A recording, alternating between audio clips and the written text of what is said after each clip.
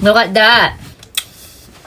So dito pinaka-convenient to na ginagawa ng lola nyo. Ang unang-una, syempre kailangan ko ng fresh milk. And then, ang gagawin natin, mag-a-add lang tayo dito guys ng yogurt din. Meron siyang special na sangkap kung saan ay mas nakakaganda ng inyong intestine, no? Meron nito isa, medyo mas mahal yun. So ito, nabili ni Papa ng 78 yen. Sale nga siya. At ang kailangan lang natin dito ay, ilalagay ko na lang guys sa English yung kanyang sulat para maintindihan nyo kung ano yung nakasulat dito. Ito, mapapadami natin siya ng 1 litro. Yes, ganun kadali. At ito nga yung ginagamit ko guys. Actually, meron ako nito, mas maliit lang dito, pero hindi ko nga mahanap. At I think kasama ko siyang naitapon sa basura. Kaya sa patid ko na nirigalo ko noon, ayan, binawi ko kasi hindi niya naman ginagamit at nakatambak nga lang at good thing hindi niya tinapon. Napakadali lang nito guys. Pagkasaksak natin, isiset lang natin siya kung anong oras natin siya gustong kainin. At hanggang bukas, syempre, para habang natutulog tayo ay umiinit na siya. At mababa lang ang temperatura nito, guys. At ipapakita ko sa inyo, ayan, yogurt maker. At sa mga magtatanong dito sa Japan, ilalagay ko na lang sa comment section yung kanyang link kung saan nyo siya mabibili. At sa Pilipinas, try natin, guys, na mahanap yung link niya para malaman nyo kung saan siya pwedeng mabili. So, nakaset dito 9 hours. At pag 9 hours yan, hanggang alas 7 ng umaga, magsiset siya. And then, ilalagay lang natin yung ating carton dito pagkatapos natin siyang ilang ano ba to? So, ayan, 65 Celsius lang siya guys. Kumbaga, hindi siya ganun sobrang init. Ito ay yung parang warm lang talaga. Ang gagawin natin dito, bubuksan lang natin siya. Tapos, dati, hirap na hirap ako dito guys. Ngayon, ang perfect ko na magbukas, ayan. 'Di ba? Hindi na ako na-i-stress. Tapos, ito, lalagay lang natin siya. Kalahati o 1/4. Pwede nyo pa siya magamit sa susunod guys, kaya pwede nyo siyang tipirin. Ayan. So, nilagay natin yung kanyang kalahati. Tapos, i-shake-shake lang natin to. Ayan. Sinet natin siya sa 65. And then, ilalagay lang natin dito. Ganun kadali guys, diba? Itutin natin tong 9 hours. Ayan. Pindot natin to. Yogurt. Ayan. Tapos, i-start lang natin. Ito siya. So, 8 hours siya nakaset. Start lang natin. At umiinit na yan guys. Medyo malapot na siya. So check natin na yan 8 hours. At bukas i-update ko kayo ng umaga. Na guys yung ating yogurt. Tapos ang gagawin lang natin ay itatago lang natin siya sa ref. Para lumamig ano. Ayan. At magdamag natin tong ininit dito sa ating kikay o sa ating machine. Tapos papalamigin lang natin para malamig natin siyang kakainin mamaya. Later. Ito na guys yung ating yogurt at titingnan natin kung ano ang kanyang naging texture. At ito guys, wala pa tong asukal.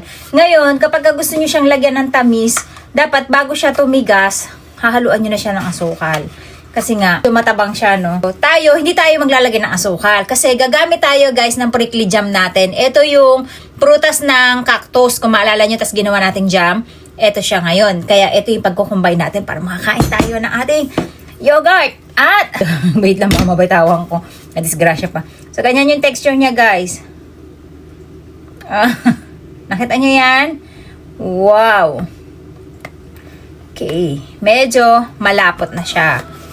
Tapos, maglalagay lang tayo ng ating jam. Kahit anong klaseng jam, guys, pwede nyong gamitin. So, syempre, tansyahin nyo lang din.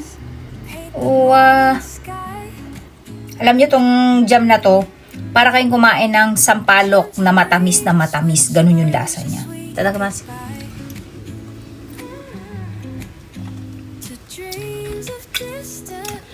Asim. Pero, ang tamis. Ang maasim yung prickly pear natin. Kaya pwede natin siyang haluin para mabalansin natin yung tamis at asim niya.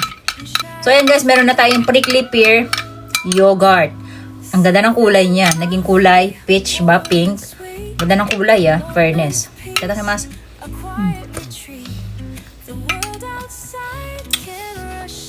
Sarap.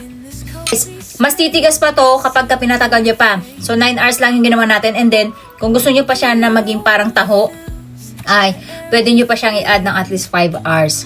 Warm lang siya. Kung wala kayong ganitong machine, pwede kayong gumamit ng rice cooker. Ang gagawin nyo lang, isalin nyo lang yung fresh milk nyo sa loob ng inyong rice cooker. Tapos, i-warm nyo lang. As is nyo lang siya na i-warm yung inyong rice cooker. Yung init nun, yun yung magpapatigas sa yogurt nyo, guys. Ang sarap talaga nyo, guys. Look at that. Pwede kayong gumawa ng strawberry milk. Pwede kayong gumawa ng lassi. Even cream cheese, guys, pwede kayong gumawa. Kasi ang cream cheese, yogurt lang din yan. Sarap. Naging sakto yung tamis niya, guys. Kasi nag-add pa tayo ng yogurt. Nakakalinis ng intestine ang pagkain ng yogurt. Adik si Ate Aska dito, tsaka si Ate Akara sa yogurt, guys. Alam niyo ba itong 1 litro na to? Isang araw lang to sa amin. Kaya lagi kami may yogurt na ganun. Minsan yung isang malaking pack. Strawberry milk mousse ko tayo na. Sarap, guys. So, tira natin. Papakita ko sa inyo kung paano gumawa ng strawberry milk. Lalagay nyo lang yan. Tapos, mag-a-add lang kayo ulit ng fresh milk. Sa paggawa ng lassi, ganito lang din, guys. Tatamisan nyo lang. Ito yung madalas namin in-order sa guys, sa Bakery Donkey. Napakamahal na ngayon ng strawberry milk. Nasa 700 yen na yata. Isang ganitong baso, guys. 700 yen. So, may strawberry jam lang siya sa ilalim. Sakto lang yung tamis niya, guys. Hindi na kasi siya ganun katamis katulad ng kanina. Ayan, guys, yung ating strawberry milk. Pero, prickly, prickly pear milk siya. Ang sarap nito, guys, kapag after nyo mag-bathtub or mag-onsen. Ang sarap inumin nito, promise. Ganyan lang kadali gumawa ng yogurt at napakalaking tipid kapag kayo mismo yung gumawa talaga. At the same time, makukustomize nyo kung ano yung gusto nyong lasa.